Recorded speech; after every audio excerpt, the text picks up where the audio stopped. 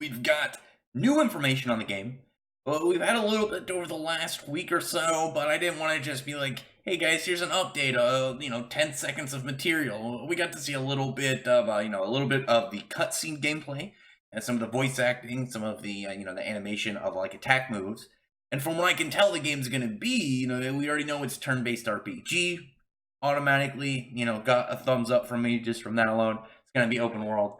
But we also find out now that there are at least 10 playable characters in the game.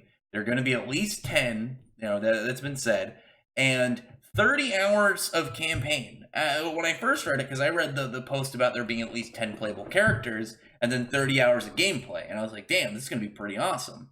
And then it was, oh no, 30 hours is the main story, it's not the game.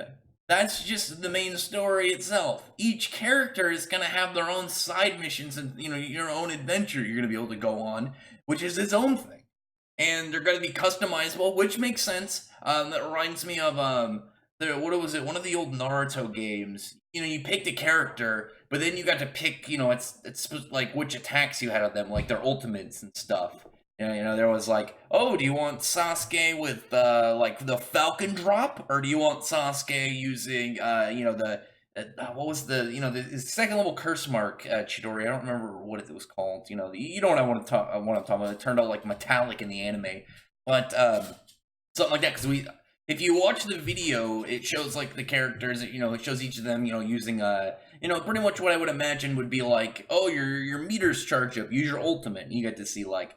Lucy use your Anametria. You see Natsu using Lightning Flame Dragon, mode. Here it comes with Crimson Lotus exploding Lightning Blade and stuff like that. But Urza showed both. She showed two attacks, and that whole thing about the customizable aspect makes me think it's not just going to be like clothes. It's going to be their move sets. Because we know they're starting out halfway into the series. You're starting out, assumingly, it's Serious Island. I mean, right here we see Natsu's got Lightning Flame Dragon mode, and then going forward from there. So we'll get through, we'll get there, go to Grand Magic Games, go to Tartarus, go to Alvarez. And I'm first off, like outfits wise, I'm gonna be going Tartarus Natsu and staying Tartarus Natsu like the whole game. But I mean, that aspect of both like costumes is cool, but I like the idea of you getting to be a version of the character. You don't have to be like, oh, I'm gonna be this version of Gray during this arc. I mean, I imagine it would be kind of like you play the game as the story, and then afterwards you can play it as whichever version you want. Like maybe if you want to be like the Hobo Natsu right after Tartarus arc right at the beginning of the Alvarez, where he's all shaggy, wearing all raggedy clothes, he's got his longer hair. Or maybe if you wanted to be like made Lucy the whole game or something. But that is going to be really cool. And then they're thinking of DLC from what this post has been putting out, and this is part of all the released information today. They haven't decided yet. And the DLC, obviously, you could get stuff like Dragon Cry. Actually, I think Dragon Cry, if you went in the storyline, you could put it in there because it is canon. I'm curious if the Starry Sky arc would be in there. It is canon, but I feel like that's one they could easily, go over. And even though I'd be like, damn, it should be here, it's not like the seriousness, because it'd be like, man, but then I'm writing Grand Magic Games, let's go to the Grand Magic Games. And then the obvious, like, current stuff, which I think would be really cool, is to keep this game, a bit alive, is if 100 Years Quest does get animated and they go seasonal, maybe like release updates for that. Like, oh, here's they could do movies, they could do whatever. It's obviously a video game. They don't have to stick to the exact story. They could do Elseworld stuff. They could bring characters from Eden Zero, Rave Master if they really wanted to. But say like to advertise, the anime, but also get content for the games. They could be like, hey, look, 100 Years Quest DLC, and then you could do parts of that. You could bring in other characters from there, like Phobia, Igneous, Scullion, or, the White Witch, whatever you needed.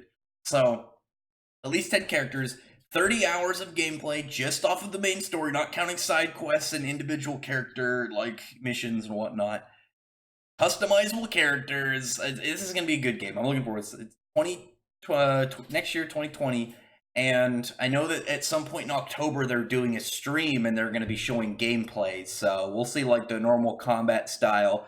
My guess is it'll be like, a normal turn-based RPG. You'll get like a list of actions. There'll be like normal auto attack. There'll be like maybe like auto attack with some magic. There'll be like a lower level spell, and then there'll be obviously your big finisher that has like a cutscene that you probably have to use a lot of power on, or like charging a meter. Other than that, I'm really looking forward to this game. I feel like anybody who knows me, you don't even have to know me. You just have to be on my channel for probably more than 5 minutes. So you know that I'm a big Fairy Tail fan, and I'm really looking forward to this game because I also love turn-based RPGs.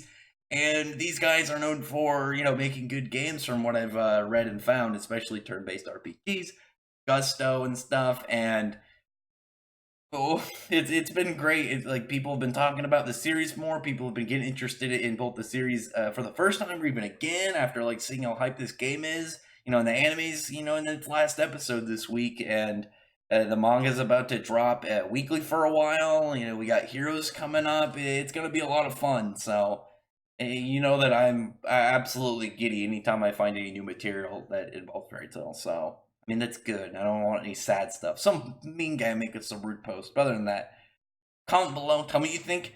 The character. Tell me, actually, this is what I want. And if you've made it all the way this far in the video, I can't say it's not that far. It's only 6 minutes.